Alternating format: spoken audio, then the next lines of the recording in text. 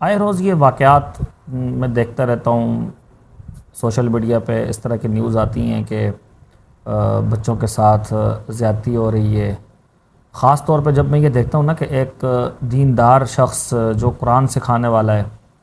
جو قرآن کی تعلیم دیتا ہے، رسول اللہ صلی اللہ علیہ وسلم کی بنا سے اس کو آگے پھیلاتا ہے، اس قسم کا شخص یہ بات کرتا ہے تو بہت افسوس ہوتا ہے کہ مطلب کیسے ایک شخص اس طرح اس کا ذہن مان دیتا ہے، سامنے اس کے قرآن پڑھا ہوا ہے، وہ بچے کو یا بچی کو قرآن پڑھا رہا ہے اور اس کا دماغ اس طرف چلا کیسے گیا۔ میں اس بات پہ بہت حیران ہوتا ہوں، افسوس ہوتا ہے۔ اور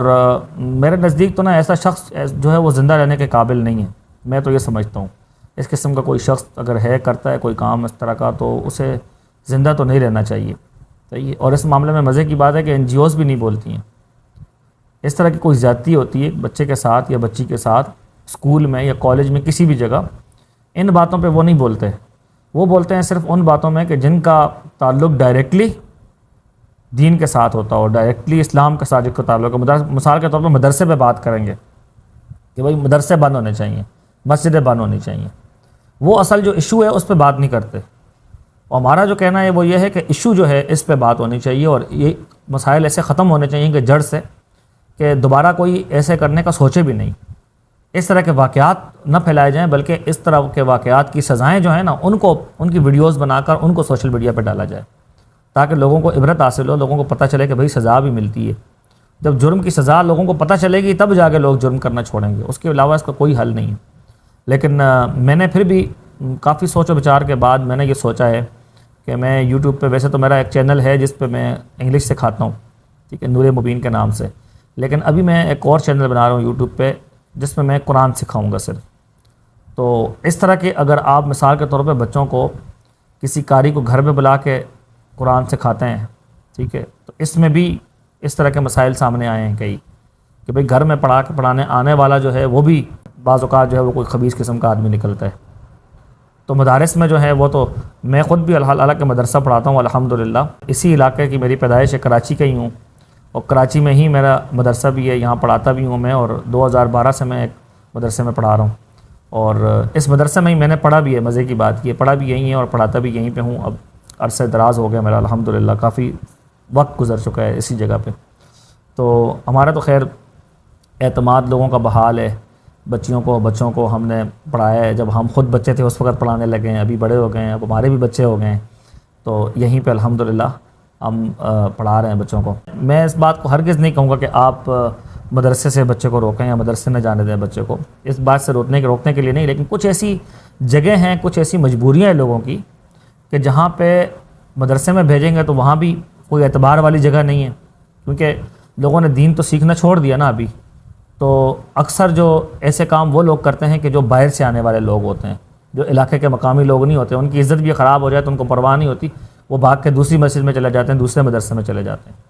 تو پہلے تو میں یہ کہوں گا کہ اپنے علاقے میں علماء پیدا کریں، اپنے علاقے میں جو آپ جہاں پہ رہتے ہیں وہاں پہ لوگوں کو سکھائیں، اور وہاں کے بندے کو، مقامی بندہ آپ اپنی مسجد میں، اپنے مدرسے میں آپ لگائیں، جس کو آپ جانتے ہوں،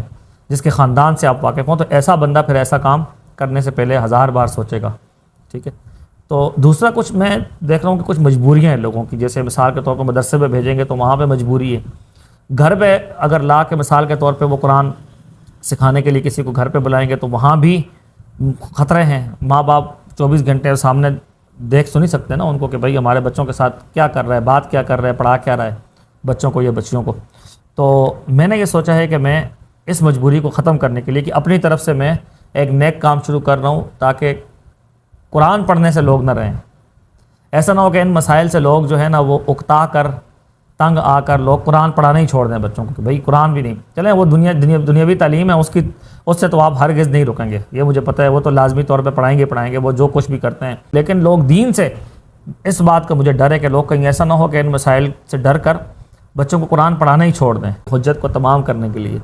میں اپنا ایک الگ چینل یوٹیوب پہ بنا رہا ہوں، جس پہ میں قرآن پاک کو پڑھنا، یعنی کہ قاعدے سے الف با سے لے کر پھر قرآن کو مکمل طور پہ پڑھنا، ٹھیک ہے، اور اس کے علاوہ پھر اس کے بعد جب قرآن پاک کا ناظرہ مکمل ہوگا تو پھر اس کا ترجمہ، اس کی مختصر تفسیر جس میں قرآن پاک کا مفہوم واضح ہو جائے، یہ چیزیں میں انشاءاللہ میرا ارادہ ہے کہ میں اس قسم کا ایک چینل شروع کروں۔ تو آپ لوگوں کو میں پھر چینل بتاؤں گا اپنا. چینل میں نے بنایا ہے خیر، لیکن جب انشاءاللہ پہلی ویڈیو آئے گی تو میں اس کا کچھ حصہ جو ہے وہ ٹک ٹاک پہ بھی ڈالوں گا، فیس بک پہ بھی ڈالوں گا، اور یوٹیوب پہ تو ظاہر ویڈیو جائے گی میری. تو یہ میں انشاءاللہ یہ چینل شروع کر رہا ہوں. اور جب میرے سبسکرائبرز انشاءاللہ 50 ہو گئے تو پھر لائیو کا آپشن بھی آ جائے گا، تو پھر انشاءاللہ اور بھی آسانی ہو جائے گی کہ لائیو کلاس کے تھرو آپ کے بچے سامنے بیٹھے ہوں گے اور ان کو میں اس طریقے سے قرآن پاک پڑھنا جو ہے وہ سکھاؤں گا، اور قاعدے سے لے کے قرآن پاک تک سارا بیسک سے لے کر آخر تک قرآن پاک کو پڑھانا یہ میرا ارادہ ہے. انشاءاللہ آپ دعا کیجیے گا اللہ تعالیٰ مجھے اس مقصد میں کامیاب کرے. اور میرا مقصد ہرگز یہ نہیں ہے کہ میں آپ کو یہ منع کر رہا ہوں کہ آپ مدارس بچوں کو نہ بھیجیں. جو مدرسے میں پڑھنے والے ہیں بہترین، اگر استاد ہے آپ کا جاننے والا ہے، آپ کے علاقے کا ہے، تو بہترین بے شک آپ اس کو ضرور بھیجیں مدرسے. ٹھیک ہے، مدارس ہمارے دین کی بنیاد ہیں، یہ بات آپ کو ذہن میں رکھنی چاہیے ہمیشہ. جو دین ہمارا قائم ہے دائم ہے یہ مدارس کی وجہ سے ہے، اس بات کو اپنے ذہن سے کبھی نہیں نکالیے گا. لیکن میں یہ کام ان لوگوں کے لیے کر رہا ہوں کہ جو مجبور ہیں، جن کے جو مدارس بھی بھیجتے ہیں تو وہاں بھی کوئی اعتبار والی بات نہیں ہے، اور گھروں میں جو بلاتے ہیں ان پہ بھی کوئی اعتبار نہیں ہے. کوئی ایسے آپ کے خاندان کے یا آپ کے علاقے کے کوئی قابل اعتبار لوگ نہیں ہیں. ان کے لیے یہ سہولت پیدا کرنے کے لیے میں یہ کام کر رہا ہوں. اللہ تعالیٰ مجھے اس میں اخلاص پیدا کرنے کی توفیق عطا فرمائے، اور مجھے سکھانے کی، دین کو قرآن کو سکھانے کی توفیق عطا فرمائے. السلام علیکم ورحمۃ اللہ.